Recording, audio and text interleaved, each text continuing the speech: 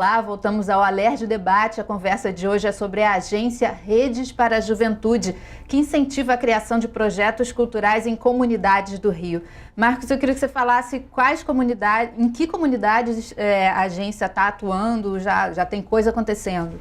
Olha, nós estamos atuando em 17 comunidades. Em algumas comunidades a gente tem 10 projetos de jovens em ação, em outras tem 2. São comunidades, num primeiro momento, que a gente foi para as comunidades marcadas pela experiência da UPP, porque não tinha ali um lugar de voz para essa juventude. Ela, com a chegada da polícia, ela era um pouco reprimida, existia uma potencialização do trabalho com crianças, mas com a juventude era quase considerada uma inimiga, e a gente resolveu contribuir nesse diálogo. Estamos agora ampliando para a Zona Oeste, Santa Cruz, Cesarão, a comunidade que eu cresci, o Rolas. É importante, Santa Cruz tem, aquela região ali tem 15 mil jovens que não estudam, não trabalham, a pobreza é localizada no Rio de Janeiro. A gente ganhou um prêmio na Europa e estamos trabalhando em Londres e Manchester com jovens imigrantes com a mesma metodologia, o que eu acho mostra um pouco essa vocação do Brasil em exportar tecnologias sociais, que começa com o Boal, que viajou com o Teatro do Oprimido, um pouco, né, eu me sinto numa linhagem de artistas que pensam metodologias artísticas, estéticas para intervir em territórios, mobilizar pessoas para a transformação social. Os próprios jovens agora estão desenvolvendo metodologias em abrigos para dependentes químicos. O que a gente quer mostrar para a cidade é que esse jovem, ele resolve não só a sua vida, como ele contribui para arrumar soluções para a cidade. Então eles estão entrando dentro de abrigos para trabalhar com a juventude que está ali momentaneamente de maneira protagonista. Isso vai ser um passo importante para a gente agora também, mostrar que esse jovem pensa a cidade, desenvolve os problemas da cidade como solução. Deputado, é bacana quando a cultura encontra esse lado social, né? Sem dúvida. Queria que o senhor falasse um pouquinho sobre isso. Eu me recordo aqui, estava pensando, quando o Faustinho estava concluindo, da luta que foi as cotas, por exemplo. Tem tudo a ver com isso, porque as cotas, ela encontrou grande resistência na sociedade. Sistema de cotas em universidades. Sistema de cotas para negros, exatamente. E o Rio foi pioneiro nisso.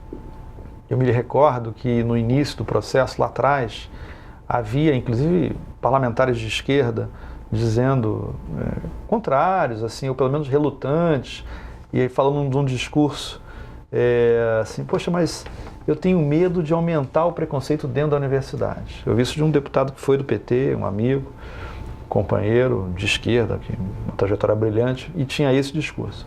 Isso, na época, eu não era parlamentar, na época eu militava no movimento de pré-vestibular para negros e carentes, era professor de cultura e cidadania, e promovia um debate sobre as cotas. Foi bem no início.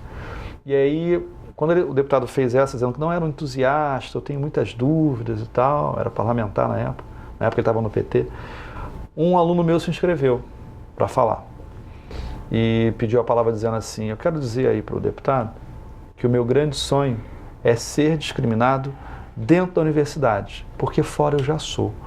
Então, essa juventude é que é alvo de uma política que deveria ser política do Estado, como o Faustini faz. Eu me senti orgulhoso, né? Um aluno meu falou um negócio desse, barato. E é isso mesmo, né? Não é à toa que hoje, recentemente, teve uma reportagem brilhante, se não me engano, na revista Isto É, dizendo por que as cotas deram certo. E deram certo. Então, na medida em que você tem essa política, eu acho que o Estado tinha que olhar para esse tipo de ação e formular uma política nessa linha, como o Faustini fala muito bem, né? Fala também da questão dos territórios, do orçamento territorializado, né? Vamos dizer assim, do orçamento da cultura para isso, porque você está construindo uma política que pode mudar a cara. Eu estou aqui batendo na cabeça até agora, quando ele colocou um dado que é real, que nos angustia, Santa Cruz, 15 mil jovens que não estudam, não trabalham. E aí? E aí a gente tem Copa do Mundo, Olimpíada, e qual é a prioridade para essa região? Regiões que quem já foi a João 23, que fica ali, lá de Santa Cruz, sabe o que é aquela realidade da pobreza, da exclusão e do esquecimento. E essa é uma preocupação nossa, é obrigação nossa pensar sobre isso. E você tem uma situação como essa, ainda bem que existe a Petrobras, ainda bem que existe a Eletrobras, ainda bem que existem as estatais que patrocinam isso. Mas deveria ser uma política de Estado esse tipo de ação. Essa é uma angústia que eu tenho, pelo menos. Você acha que Secretaria de Cultura, enfim, Secretaria de Assistência Não, eu tenho Social certeza. poderiam criar mais Secretaria políticas de Cultura públicas nesse transversal, poderia ser coordenada pela Secretaria de Cultura, em ação conjunta com a Secretaria de Assistência e a Secretaria de Educação, usando as escolas, enfim, usando os espaços. Sim, como atividade complementar do próprio ensino médio. A pobreza no Rio de Janeiro, ela é localizada. As últimas pesquisas apontam que a pobreza está no jovem que abandona o ensino médio. E é esse o jovem, né? O jovem que abandona o ensino médio, ele não está preparado para um outro tipo de trabalho e ele também não quer pegar um tipo de trabalho de ensino fundamental. Então ele fica nessa situação e é nesse jovem que a gente aposta. Num jovem que tem desejo, que o ensino médio massacra o desejo desse jovem, não considera o desejo desse jovem, e o que a gente faz é apostar. O índice de jovens que voltam a estudar na agência é muito grande, porque você passa a trabalhar em torno do teu desejo. Não tem como você trabalhar com um jovem de origem popular não considerando o desejo dele. Você não pode achar que ele é um couro, uma máquina que vai querer aquilo. Esse tipo de política precisa ser rompida no Brasil, que trabalha com esse jovem como se ele não fosse uma pessoa.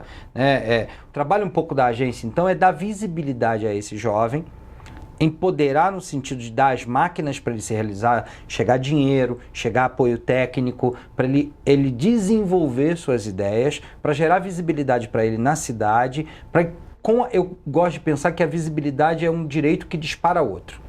Invisível, ninguém ganha direito, porque a cidade passa a não entender, a não saber. Então, quando você dá visibilidade, começam a aparecer outros direitos. A invisibilidade gera morte, gera possibilidade. As manifestações mostraram isso, Exato. Né? E assim, quando o Estado, no início dessa legislatura, a Secretaria de Assistência Social criou o programa Renda Melhor Jovem, alimentou uma esperança. Né? Ou seja, porque não é a questão da renda, da complementação ao Bolsa Família para o jovem que ficasse no ensino médio, mas houve um olhar de, olha, o jovem que está no ensino médio é o jovem que abandona o estudo e não procura uma perspectiva de acesso ao ensino superior, não procura, enfim, concluir o seu estudo, né? Ele vai para esse processo de exclusão e de pobreza. Então, criou aquele mecanismo, ótimo, mas evidentemente que aquilo ali foi um pedaço. Havia necessidade ali de um acompanhamento, de um crescimento, de ampliar essa política para isso que o Faustino acabou de falar. E não aconteceu. Ficou restrita a questão do Renda Melhor Jovem. Lamento profundamente, discordo da forma como está hoje o programa, que não houve essa ampliação, não houve um diálogo mais acentuado com a Secretaria de Cultura, um diálogo mais profundo de tentar construir essa transversalidade com a Secretaria de Educação, para você ir para dentro da sala de aula, ir para dentro da escola, né? E construir essa fixação do jovem na escola e a perspectiva dele. Agora, eu não tenho nenhuma ilusão, né? Considero que a atual gestão dessas secretarias não estou na contramão do que a gente espera de política pública para essa área, infelizmente. Mas, enfim, esperança de 4 em 4 anos ela sempre se renova. Faustini, a Petrobras teve um papel fundamental, né, no teu projeto. Foi decisivo. Eu já tinha ganhado alguns editais como artista na Petrobras e passei a ter uma relação mais próxima, e um dia eu resolvi falar que eu tinha uma ideia maluca, que a gente estava errando e que algo precisava ser feito, que mudasse, que apontasse um outro caminho. E prontamente a gente estabeleceu um diálogo e eles consideram esse projeto um projeto estratégico para a Petrobras, porque aponta com inovação de metodologia, e o projeto foi reconhecido, ganhamos prêmios, e o importante é a visibilidade, porque essa metodologia é gratuita, qualquer um pode copiar, está dentro do site www.agenciarj.org. Você tem toda a metodologia que você pode acompanhar, adaptar, é gratuita. E a gente vai, ajuda a desenvolver e foi decisivo. Eu acho que a Petrobras cumpre um papel aí no campo da cultura hoje que deveria ser do Ministério da Cultura, que a gente não está tendo. A gente tem aí um retrocesso também disso. O Estado hoje, de alguma maneira, ele se comporta como uma ONG, ele faz pequenos programas fragmentados, quando o papel do Estado é ter escala, é ter metodologia. Não adianta fazer um bom exemplo num determinado lugar, né? Isso é o trabalho de ONG, produzir uma experiência ali, a outra ali. Eu acho que falta uma política de articulação, de desenvolvimento acho que precisa de um desenvolvimento da economia e da cultura com foco na redução da desigualdade. a desigualdade é muito grande no campo da cultura também. O campo popular só entra na cultura para ser técnico, nada contra os técnicos, mas os protagonistas da cultura são de origem de classes mais abastadas e a gente precisa inverter esse jogo, porque isso vai ser bom para todo mundo. Não pode a gente ter dinheiro para levar a moda para Paris, quando a moda já vai a Paris e o funk está há anos nas boates da Europa sem nenhum apoio do Estado. Isso demonstra um preconceito, né, em relação a tudo que vem de origem popular e não apostar nessa potência popular do Brasil. O Brasil é um país popular. O Brasil de uma cultura popular muito forte. Quando a gente ganha a Copa, ganha a Olimpíada, a gente ganha por causa desse imaginário de que somos um país popular. Só que isso não volta como dividendos para o campo popular. Isso fica preso nos mediadores. A tentativa é criar exemplos de que, olha, é possível romper essa lógica histórica no Brasil, em que o pobre é sempre atendido, em que o pobre é sempre personagem e nunca protagonista do modo de produção cultural. E curiosamente você foi reconhecido no exterior, né, com um prêmio na Inglaterra.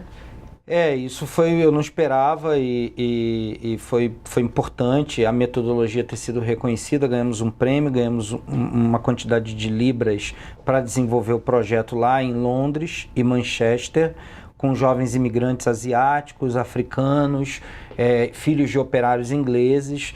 Esse ano eu já fui para lá 3 vezes, estou indo mais uma parte da equipe está indo agora. Estamos construindo uma juventude muito parecida, que quer ter voz e não consegue seu lugar. Não se reconhece na sua identidade de origem, porque é um jovem que cresceu na Inglaterra, mas não tem seu espaço de expressão lá. É uma identidade muito grande. E nós vamos, ano que vem, fazer um grande encontro Brasil e Inglaterra desses jovens. Bacana, emocionante. Pois é, emocionante. Será que tem muita diferença do jovem de lá para o jovem daqui? Ou o jovem de periferia, ele sempre tem essa demanda por ter voz, né? Com todo respeito, né? Mas eu gostaria muito que faltasse tempo para o Faustini fazer isso, no sentido de que fosse prioridade do nosso Estado construir uma política para isso. Mas eu acho que tempos modernos virão, né? Bons ventos virão, e eu acho que o Rio precisa refletir um pouco sobre isso, refletir um pouco sobre a ausência dessa política na Baixada Fluminense, São Gonçalo, em áreas tão carentes, tão ausentes da atenção do Estado, em todos os sentidos, desde a mobilidade urbana a políticas com esse caráter. E quem sabe a gente consiga isso muito antes que a gente imagina. A gente torce para que isso aconteça, né, deputado? Obrigada pela presença de vocês, deputado Robson Leite, Marcos Faustini, sucesso no seu projeto. E a gente vai ficando por aqui. Se você gostou desse programa, quiser rever, você pode acessar o nosso site www.tvalerj.tv. Até a próxima, TV Alerj, o canal do povo fluminense.